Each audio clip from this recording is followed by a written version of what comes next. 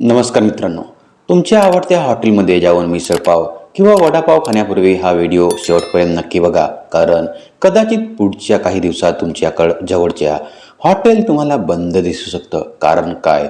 कारण मुंबई किंवा पुण्यात नाही तर तब्बल 3,500 किलोमीटर दूर इराण आणि इस्रायलमध्ये युद्ध पेटलंय आणि या युद्धाची झळ थेट आमच्या ताटातल्या अन्नापर्यंत पोहोचलेली आहे. महाराष्ट्रात कमर्शियल गॅस सिलेंडरचा प्रचंड तुटवडा निर्माण झालाय. हॉटेल मालक हवालदिल आहेत आणि सर्वसामान्यांच्या खिशाला मोठी कात्री लागणार आहे. पण हे युद्ध आणि आपल्याकडेच्या गॅस यांचा संबंध काय? इराणचे नेमकं काय केलंय आणि येणाऱ्या काळात गॅसचे भाव गगनाला भिडणार का? आजच्या व्हिडिओमध्ये आपण LPG क्रायसिसचा संपूर्ण पंचनामा करणार आहोत. नमस्कार मंडळी, मी गंगाधर तिरमारे. तुम्ही पाहताय नमस्कार मंडळी.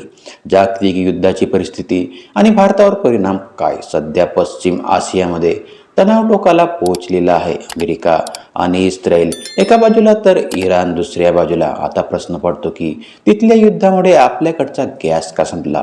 याचं मुख्य कारण आहे हॉर्मुझची सामुद्रधुनी. जगातील एकूण LPG व्यापारापैकी मोठा हिस्सा याच अरुंद समुद्रातून जातो.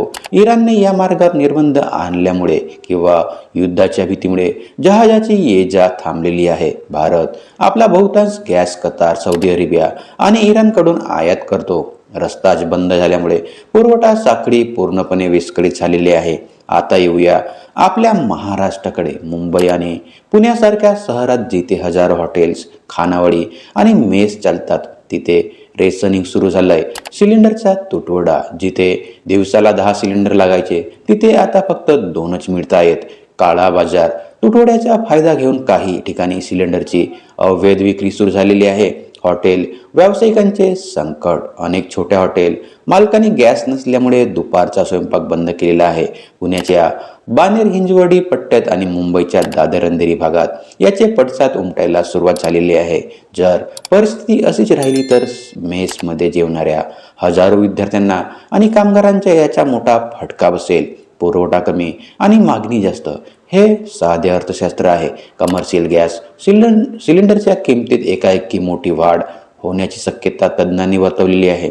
जेव्हा गॅस महाग होतो तेव्हा हॉटेल मालक खिशातून पैसे देणार नाहीत. साहजिकच तुमच्या थाळीत की वाढणार आहे. जो वडापाव 20 रुपयांना मिळायचा तो आता कदाचित 25 ते 30 रुपयांना मिळेल. म्हणजेच युद्ध तिकडे होतंय पण खिसा आपला रिकामा होतोय.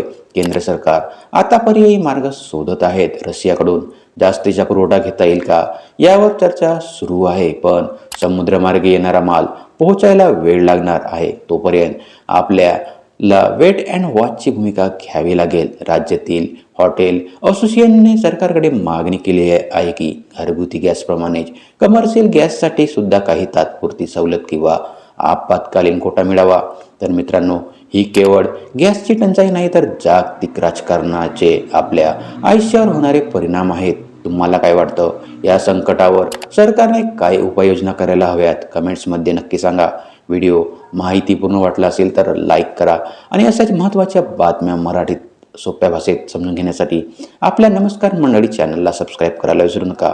पुन्हा भेटूया पुढच्या व्हिडिओमध्ये. तोपर्यंत पाहत राहा. नमस्कार मंडळी.